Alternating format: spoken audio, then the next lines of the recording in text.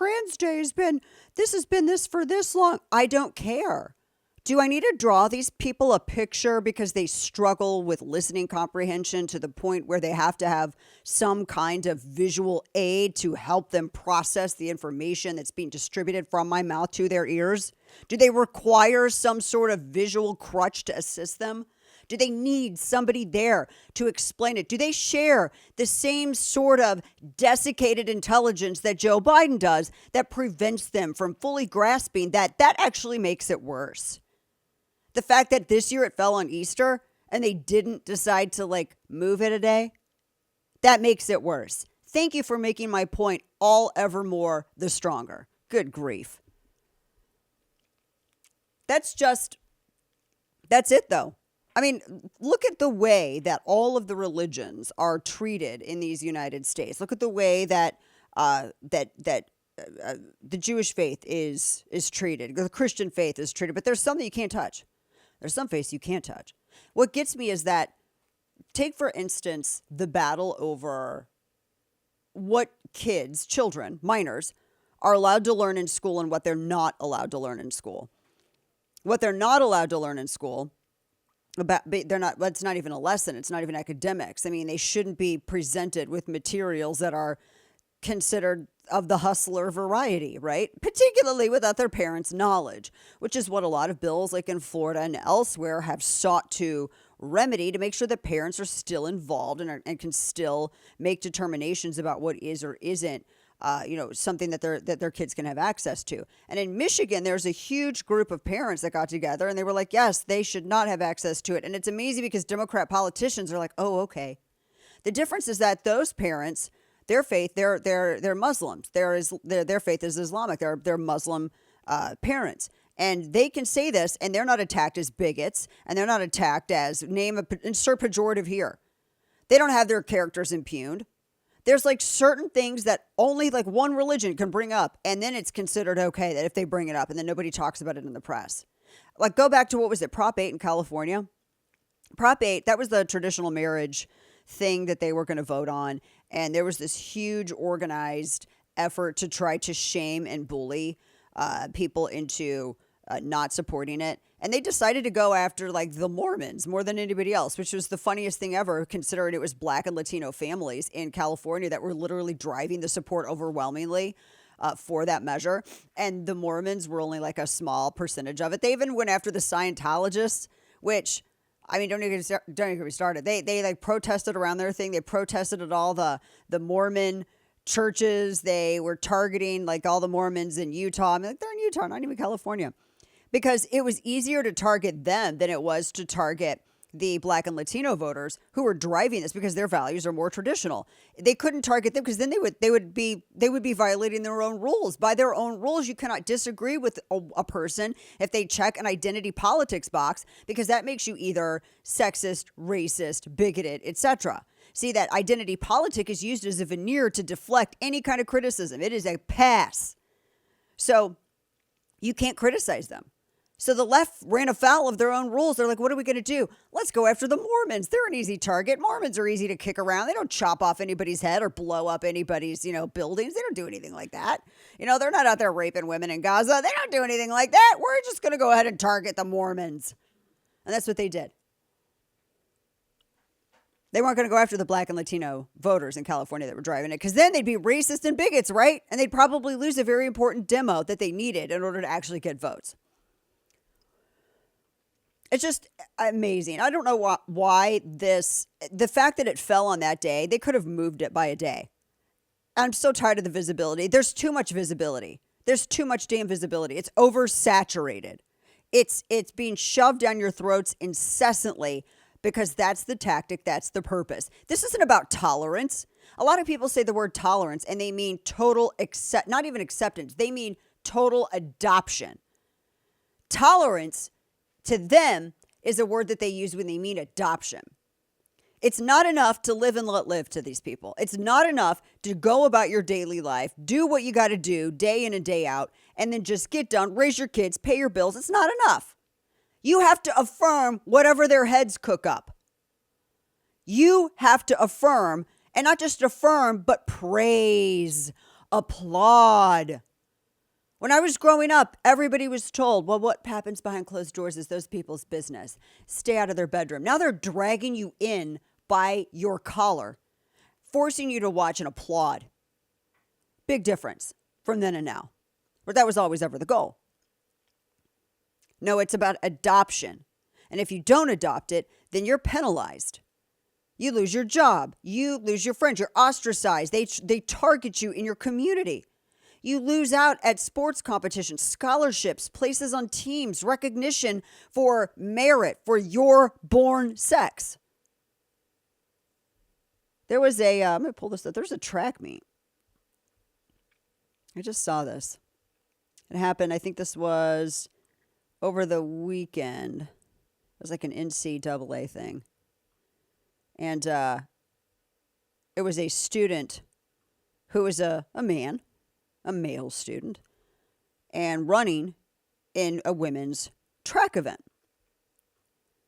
Anybody who's ever, and I ran track, anybody who's ever participated in track and field knows that women and men are very different with their abilities, right?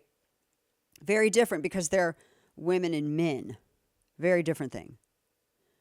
The NCAA allows male athletes to participate in women's track events. And I was watching a female athlete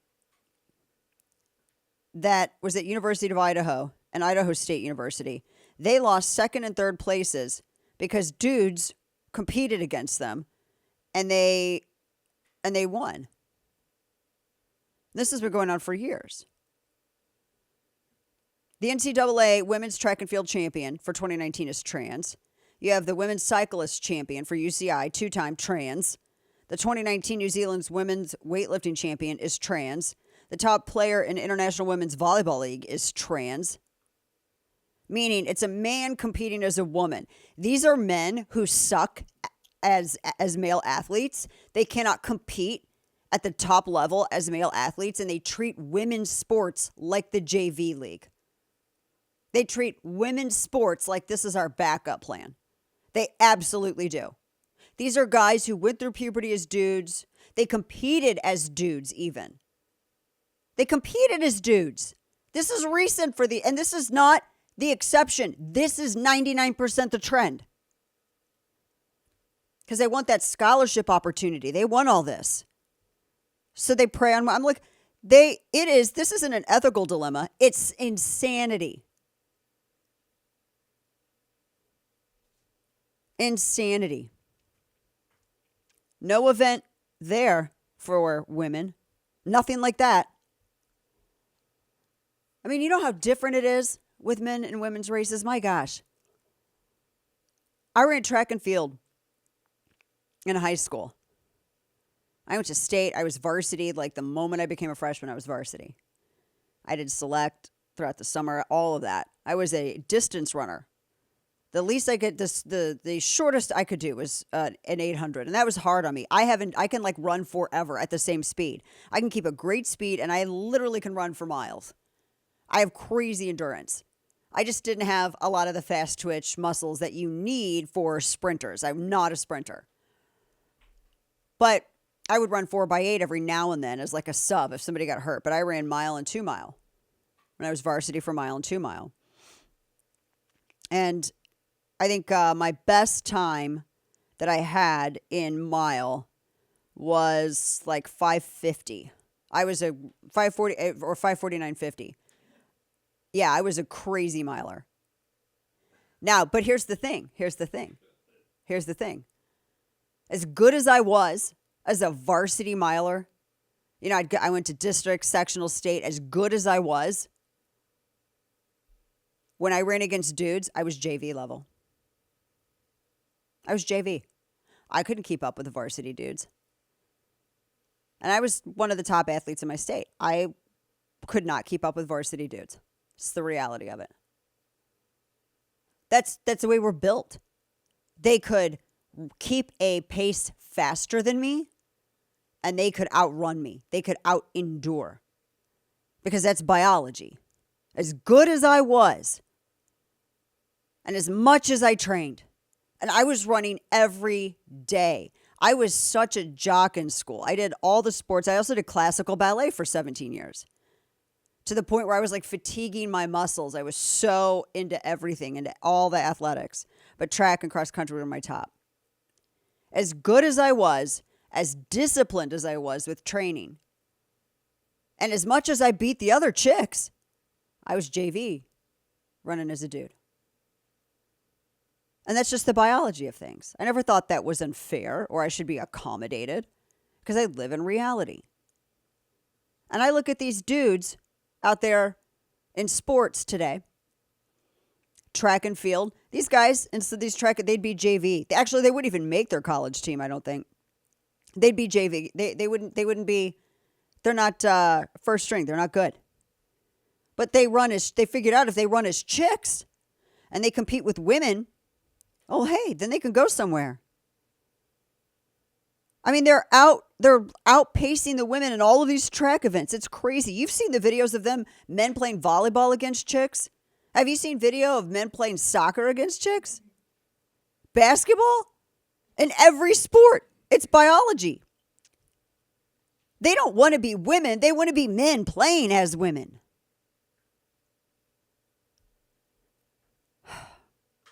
Don't sit here and say you want to be a part of the sisterhood when you're willing to unfairly use your biological advantage as a way to get ahead of that sisterhood in sports. You're a fraud. That's exactly what all this is. And it's tolerated by NCAA. It's not going to stop. Women are going to have to quit en masse. They will.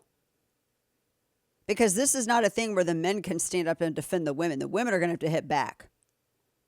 Third wave feminists have put women in this very unfortunate position. They sold out the sisterhood. They sold out the very thing that they say they were fighting to protect.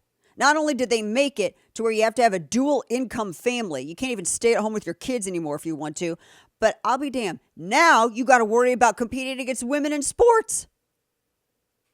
They think the only true measure of a woman is being out in the field with the man as long as the man's out in the field.